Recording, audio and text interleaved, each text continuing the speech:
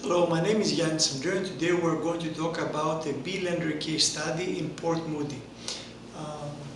In this case, we had a purchase price of 1.2 million, a down payment of 480,000, the loan to value is 60%, the mortgage amount 720,000, the interest rate is 4.5% for 2 years over a 30-year amortization. The monthly payment is $3,630.35. The credit score is 510. The client had a consumer proposal that was discharged 1 month ago. The annual income of the clients is 170,000. Debt ratio is under 25%, and the exit strategy is to go to an A lender.